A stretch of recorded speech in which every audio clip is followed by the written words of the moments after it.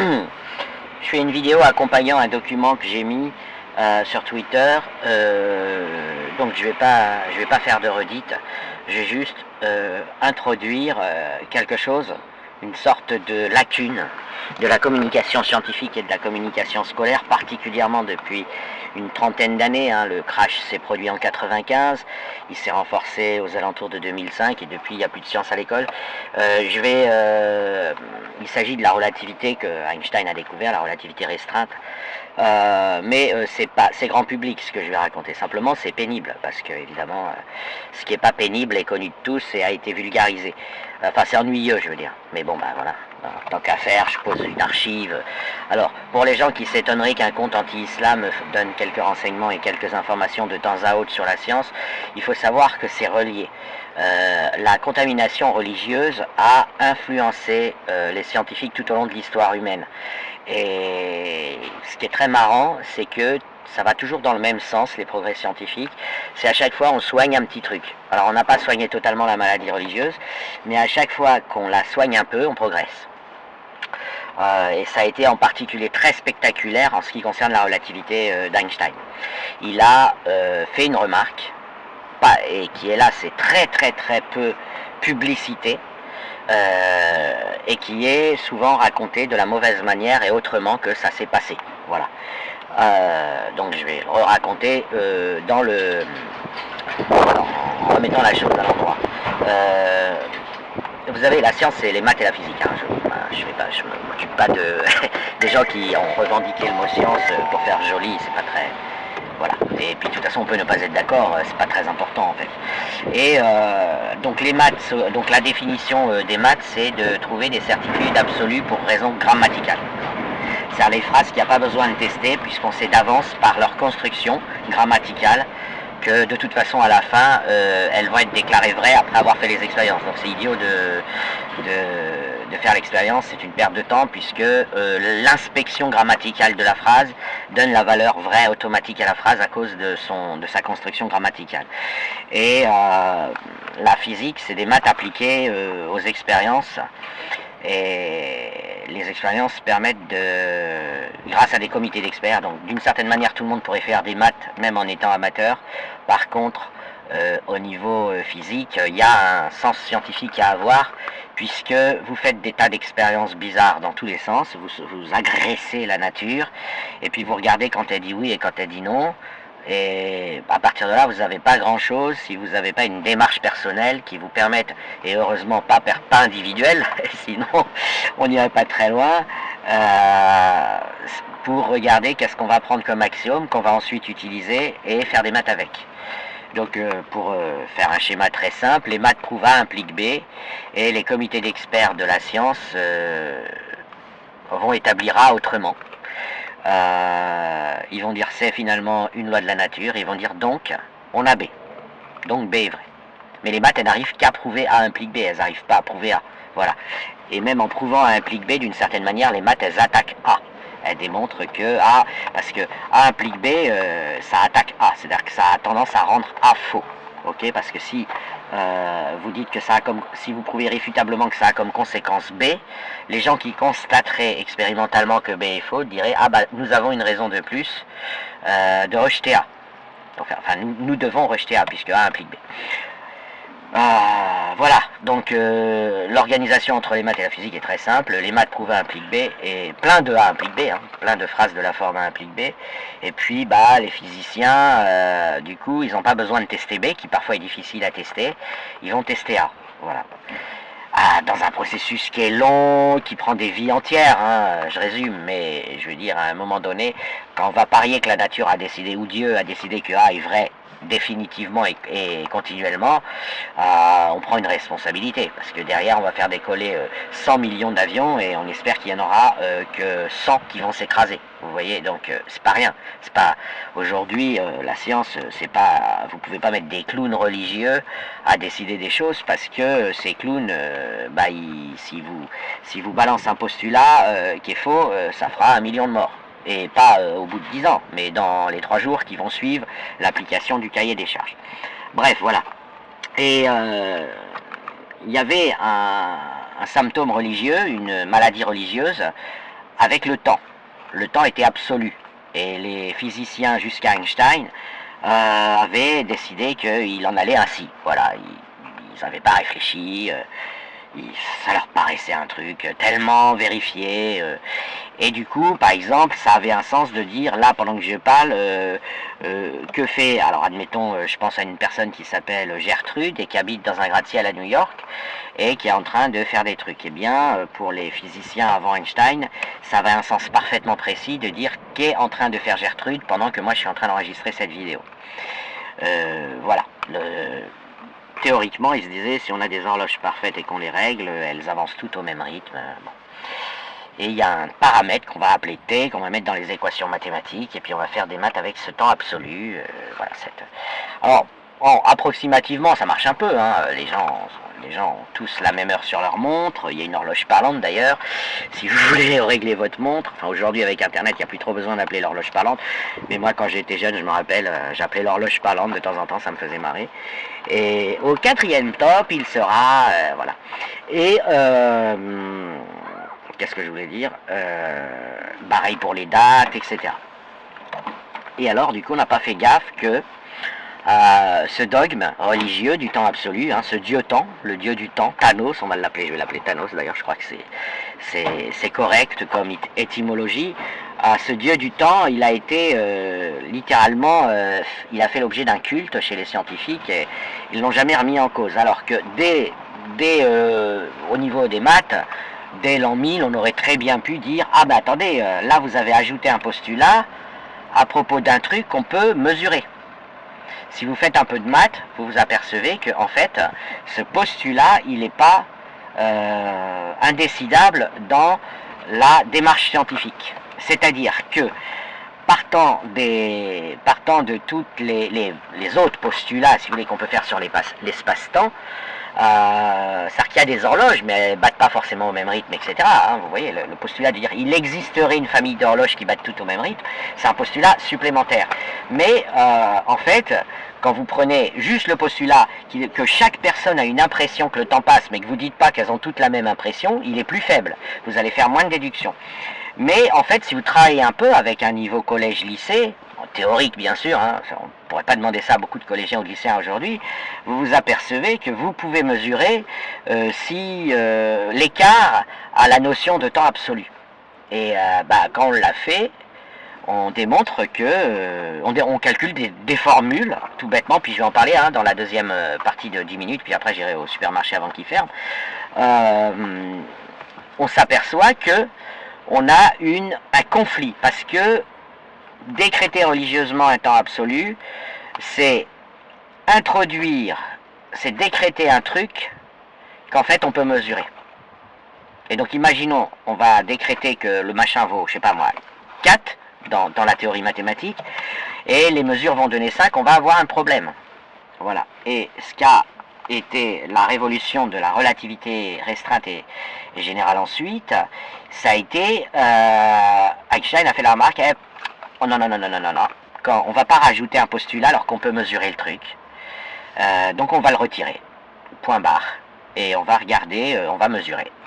Alors, ce qu'on mesure, pour être précis, c'est la lenteur, c'est une lenteur, c'est-à-dire c'est l'inverse d'une vitesse, hein, et que Newton a déclaré être égal à 0. Voilà, c'est-à-dire Newton a déclaré que la vitesse au-delà de laquelle on remonte dans le temps est infinie, mais on prend l'inverse, c'est-à-dire 0, parce que bon, c'est... Voilà, parler de l'infini, c'est un peu snob. Donc quand vous avez des grands nombres, vous prenez leur inverse et vous dites que ça vaut 0, ça revient au même de dire que l'inverse est infini. Hein. En tout cas en physique, pas en maths, mais en physique. Bon, je ne vais pas détailler ce point, il n'est pas essentiel pour ma vidéo. Einstein a dit on peut le mesurer. Donc quand Newton déclare que c'est 0, Galilée déclare que c'est 0, enfin Galilée, ce qu'on appelle les repères galiléens, il dit attendez, là c'est un pari, c'est plus un postulat, c'est un pari, parce qu'en fait on peut vérifier combien ça vaut. Et en fait il se trouve que ça vaut 1/300 millième de seconde par kilomètre. C'est-à-dire que le temps au-delà duquel vous pouvez remonter dans le temps, il n'est pas nul. Alors je vais réexpliquer ce que c'est que le temps nul, la lenteur nulle et rapidement. Dans les préjugés d'avant, pour la vitesse au-delà de laquelle on remonte dans le temps, c'est une vitesse infinie en termes de mesure physique. Je vais donc prendre un exemple très simple. Quand vous allez de Paris à Marseille, si vous partez à 14 heures et que vous arrivez à 15 heures, vous êtes allé à 1000 km/h, vous avez parcouru ces 1000 km en 1 heure. Si vous partez à 14 heures et que vous arrivez à 14 heures 1 minute, vous allez à 1000 km par seconde. C'est beaucoup plus rapide. Si vous partez à 14 heures et que vous arrivez à 14 heures, vous allez à une vitesse infinie. Voilà. Vous faites 1000 km divisé par 0 secondes. Ça donne l'infini. C'est une vitesse infinie. Et bon, évidemment, on ne peut pas le faire, mais mathématiquement, ça pose pas de problème. Et si vous partez à 14, si vous allez encore plus vite, c'est-à-dire vous allez arriver avant le mec qui va à une vitesse infinie. Si vous allez encore plus vite, c'est-à-dire que si vous partez à 14 heures et que vous arrivez à 13h59, sur le papier, mathématiquement, c'est moins impressionnant que l'infini parce que vous allez à une vitesse de moins... Non, je vais prendre. Vous partez à 14 heures, vous arrivez à 13 heures, on va faire simple. Vous allez à moins 1000 km par seconde. Or, les gens sont... Wow, moins 1000 km par seconde, tranquille, c'est pas l'infini. Vous voyez, pourtant, en fait, vous avez dépassé, vous allez plus vite que quelqu'un qui part à 14 heures et qui arrive à 14 heures. Parce que vous partez à 14 heures et quand vous faites la course avec cette personne, vous arrivez 1 heure avant, à 13 heures. Ok. Vous êtes allé beaucoup plus vite que celui qui va à une vitesse infinie et qui donc en partant à 14 heures de Paris arrive à Marseille à 14 heures. Voilà. Et donc on a dépassé la vitesse infinie, puis ça revient dans l'autre côté, ça revient à moins 1000 km par seconde. C'est pareil pour les températures. Hein. On peut descendre en dessous du zéro absolu, contrairement à ce que raconte parfois la vulgarisation, mais moins 10 degrés, c'est une température plus chaude que toutes les températures positives. Voilà. Bon, essayez pas de vous baigner dans de l'eau à... Bah, de toute façon, je sais pas dans quel état elle serait, cette eau à moins 10 degrés. Mais bon, c'est infiniment chaud. C'est plus qu'infiniment chaud. C'est pareil, ça marche comme pour les vitesses. En fait, ce qu'il y a donc ces calculs, hein, vous voyez, on est sur du collège-lycée, hein, on peut expliquer ça à un enfant. Le fait est que... quand on met un peu tout en équation, la question de savoir s'il faut vraiment aller jusqu'à l'infini pour remonter dans le temps, s'il faut vraiment passer par je pars à 14 heures, j'arrive à 14 heures, vitesse infinie sur le papier, puisque je parcours 1000 km en 0 secondes, en temps nul, la question c'est est-ce que c'est vraiment l'infini ? En fait, et là je ne vais pas trop rentrer dans les détails puisque j'ai mis un lien qui règle la question. Cette question, elle est décidable par les postulats sans postuler un temps absolu. Voilà. On peut calculer la vitesse... Alors moi j'aime bien appeler ça la vitesse de la causalité, la vulgarisation a appelé ça la vitesse de la lumière pour des raisons diverses et variées. Je pense que ça pose un problème, d'autant qu'on ne sait pas aujourd'hui si la lumière va très exactement à la vitesse de la causalité. Donc la vitesse de la causalité, c'est la vitesse à partir de laquelle, si vous arrivez à la dépasser, vous remontez dans le temps. Hein. Donc tout simplement. Et il se trouve que c'est, quand on fait les mesures physiques, c'est 300 000 km/s, et il y a plein de manières de le vérifier. Et en plus, il y a une manière marrante et célèbre, hein, puisque à cause de l'équation E égale mc2, mais je vais pas détailler là-dessus, l'énergie a une masse. Voilà. Il suffit de diviser par le carré de la vitesse de la lumière, votre énergie, et vous obtenez sa masse. Et en fait, ce qu'on a découvert, ça aussi, ça revient au même, hein, c'est la même mécanique, c'est que ça pouvait se deviner en l'an 1000 si on avait fait des maths au lieu de faire de la religion et de décréter le temps absolu. Avant, les gens pensaient que l'énergie c'était un truc et que la masse c'en était un autre, et puis voilà, et donc grâce à Einstein, et E égale mc2, c'est de la relativité restreinte, hein, c'est pas de la relativité générale, hein, c'est donc 1905, c'est pas 1915. Voilà, et puis je vous ai mis l'article, et puis je vais terminer en... Bon, le supermarché, ouais, non, ça va. Parce qu'on est dimanche, ça ferme un peu plus tôt. Enfin, c'est ouvert que le matin, mais ça va, là, j'ai le temps. Maintenant, je vais essayer, bon, je vais faire ce que je vais pouvoir. Si, quand on dialogue avec la nature, donc Dieu, hein, Dieu, la nature, c'est pareil, faut être modeste. Elle vous rend pas de compte. C'est-à-dire que même si elle fait un tour de magie et que vous lui dites comment t'as fait, elle peut très bien dire je te le dirai pas. Elle va pas répondre, elle sera aux abonnés absents et vous irez vous faire foutre. Donc faut être modeste, faut tenir compte de ça. On ne demande pas des comptes à la nature, elle n'en rend pas. Elle en rend si elle veut bien. Donc quand vous parlez de temps, vous ne pouvez pas le voir dans la nature. Le temps c'est le changement, j'ai envie de dire. En tout cas opératoirement, quand vous voulez représenter, donc je vais prendre la dimension 1 d'espace et je vais représenter le temps de la manière la plus naturelle du monde, donc je ne dispose pas d'horloge, par contre il y a deux trains qui se croisent. Et ce qui fait que une de mes manières de voir que le temps passe, c'est que moi je suis dans un des wagons, voilà, je suis immobile dans un des wagons, et je regarde le train en face me croiser, et donc ça change, vous voyez. Et le numéro du wagon qui est en face de moi c'est une certaine manière, ça me sert d'horloge, voilà. Et alors là, les transformations, donc je peux avoir ainsi une représentation de l'espace-temps en dimension 1, on va faire comme si le train était infiniment fin, hein, bon, c'est-à-dire que j'ai mon pour donner une coordonnée avec deux nombres, donc abscisse ordonnée, l'ordonnée ce sera le temps et l'abscisse ce sera l'espace, dans mon repère du train où je suis, voilà, un événement c'est la donnée en abscisse du numéro du wagon de mon train, et l'instant auquel il se produit, c'est au moment où il se produit, quel est le wagon du train que je suis en train de croiser en face. Ok, donc un événement XY, c'est X, c'est pour moi dans le train A, après je vais parler du train B. Un événement, c'est un couple avec sa position, sa date. Sa position X, c'est le numéro du wagon où je suis, où l'événement se produit, pardon, moi je suis nulle part, où l'événement se produit dans le train A, et la date de cet événement, c'est un peu artificiel, mais au moins c'est du concret, voilà, il n'y a rien à faire, il n'y a pas besoin de construire des horloges, il n'y a pas besoin de payer un horloger suisse, c'est le numéro du wagon du train B, au moment où l'événement se produit. Donc au moment où l'événement se produit, je suis dans le wagon X et je suis en train de croiser le wagon Y. Et l'heure c'est Y. Voilà. Alors ça donne de très mauvaises horloges parce qu'elles ne sont pas synchronisées, évidemment, surtout si les trains se croisent lentement et tout. Mais bon, ça vous donne un système spatio-temporel de mesure d'adressage des événements par deux nombres, par un couple de deux nombres en dimension 1 d'espace. Et le changement maintenant, que vit la personne du train B?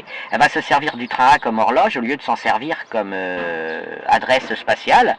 Et donc, si dans le train A, j'attribue à un événement X l'adresse XY, et bien dans le train B, vous ne pouvez pas rêver plus simple comme formule, je vais attribuer à ce même événement l'adresse YX.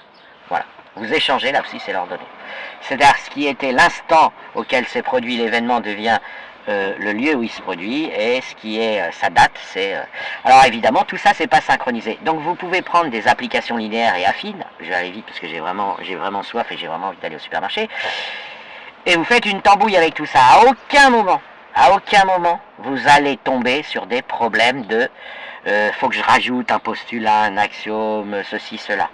Donc vous faites une théorie de train qui se croise, ensuite vous synchronisez vos horloges avec des formules mathématiques, et vous obtenez tout ce que vous voulez avec des maths de niveau collège-lycée. Vous obtenez en fait tout simplement la relativité restreinte avec un nombre qui va émerger, qui va être une constante, qui va s'appeler, vous allez l'appeler comme vous voulez, C, dans le petit papier que j'ai mis c'est K parce que c'est une lenteur, c'est le temps mis par la causalité parfaite pour se transmettre. Si vous allez plus vite pour transmettre quelque chose, vous remontez dans le temps, eh bien vous allez tomber sur ce petit nombre C, vous prenez un papier, un crayon, si vous avez un niveau bac plus 1, bac plus 2 en maths mérité, pas eu par bachotage, parce que le bachotage, ça vous fait ressembler des gens à des matheux alors qu'ils ne le sont pas. Donc si vous avez une tranquillité, si vous voulez, si vous aimez bien les maths et que vous êtes arrivé même ne serait-ce qu'à bac plus 2, vous allez découvrir Einstein tout seul et vous allez avoir des fourmis partout dans le corps de satisfaction.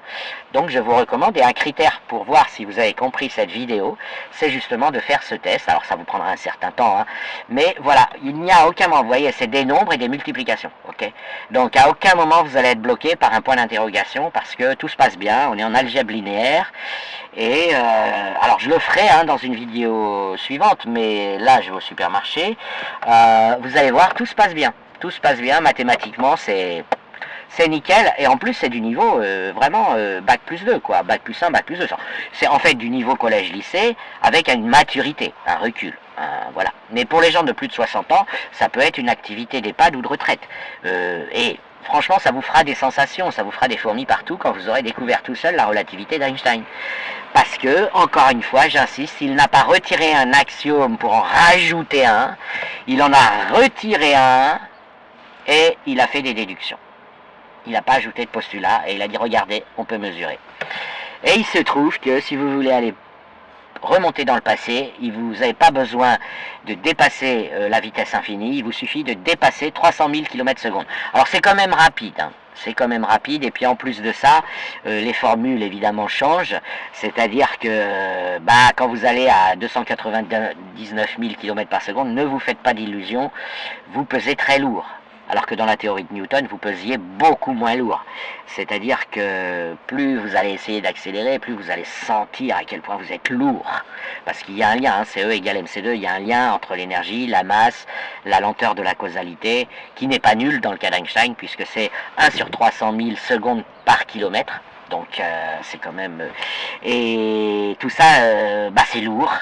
C'est donc, ne vous faites pas trop d'illusions, les machines à remonter dans le temps ne sont pas pour demain, mais ça, vous aurez l'impression quand même de vous rapprocher de cette possibilité et ça peut faire kiffer des gens. Faut être patient et je pense qu'il faut avoir un certain âge parce que les clubs échangistes, les clubs méditerranéens, les discothèques sont quand même pour des jeunes plus attrayants que de passer 15 jours à griffonner avec un papier et un crayon des formules d'algèbre linéaire pour découvrir qu'effectivement Galilée et Newton étaient sans le vouloir contaminés par la religion et on rajoutait un postulat alors qu'on pouvait tout simplement le décider par déduction de ce qu'on avait comme truc avant. Et voilà, et je vais poster ça sur Twitter et je vais aller faire des courses.